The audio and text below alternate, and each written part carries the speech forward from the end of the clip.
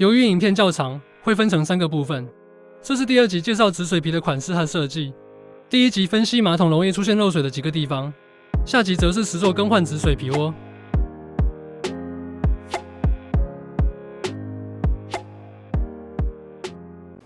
拆出来之后呢，我们先来看一下为什么那个止水皮没办法止水。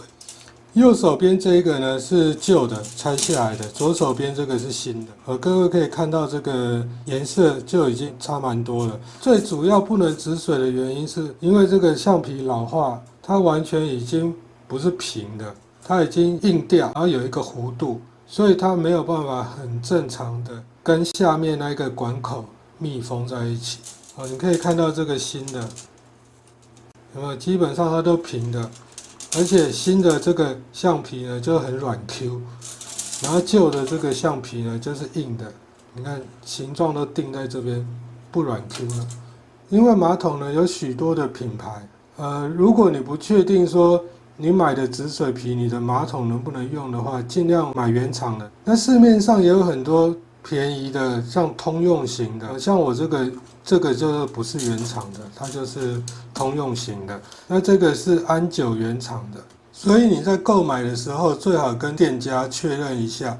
其实我们家虽然是安久的马桶，我买安久原厂能用，而我买这个合成的这种通用型的，它也是都能用。那在设计方面呢，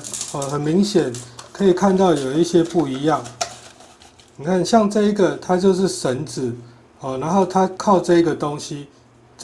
转松了之后，这个绳子可以调节它的长度。那另外这一种呢是这种铁链型的，各位可以看到是这种好像铁链一样的。那这一款呢又是另外一种，长得这样子珠珠一格一格的。绳子的调节长度的话，就是靠这个东西调好之后，你记得把它锁紧。那如果是铁链的话，它一格一格的，就是看你要什么长度，你就勾在那个格子里面这样子。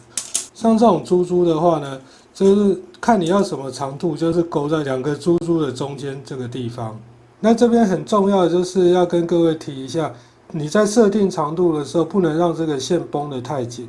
然后也不能让这个线这样子松垮垮的，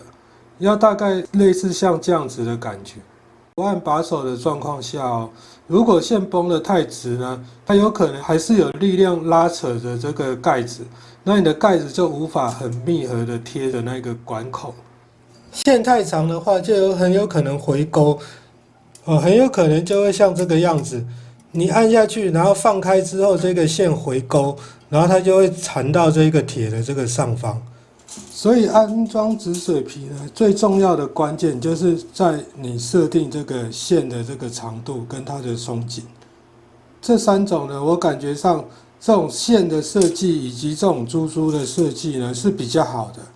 因为它这个是链子嘛，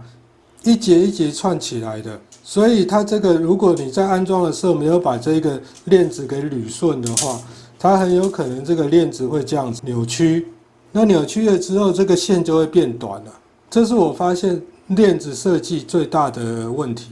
再来，我们就来说一下它这个钩子，这边做个实验给各位看一下，就是这个钩子勾到这个洞里面之后，假如像这样子很松，它是不是会这样子翻来翻去，这样左右翻、上下翻？如果发生这种状况的话，我们按的时候这一根会动。然后这个就会造成这样翻来翻去，就它很有可能它就卡住，卡成这样子，那你长度就不对了，盖子就盖不起来。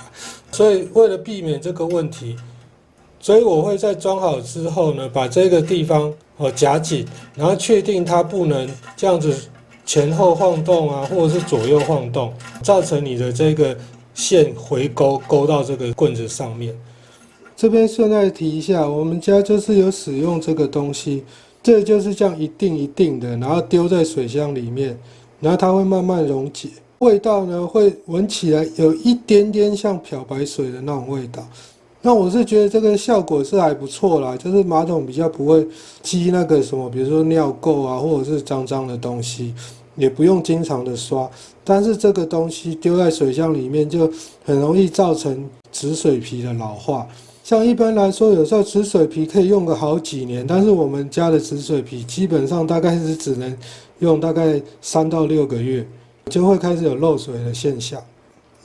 另外值得一提的就是，它这一般止水皮都有附一个外壳，没有马上要使用，千万要放在壳子里面。那个壳子可以保护这个止水皮。你不要随便乱塞，把这止水皮这样拿出来，然后乱塞，那你跟东西压在一起，这样子压着久了，它就变形了，这个止水皮就废掉，没有用了。这集就分享到这边，影片制作不易，先帮我按个赞。下一集我们会实作更换止水皮，分享注意事项及小技巧哦。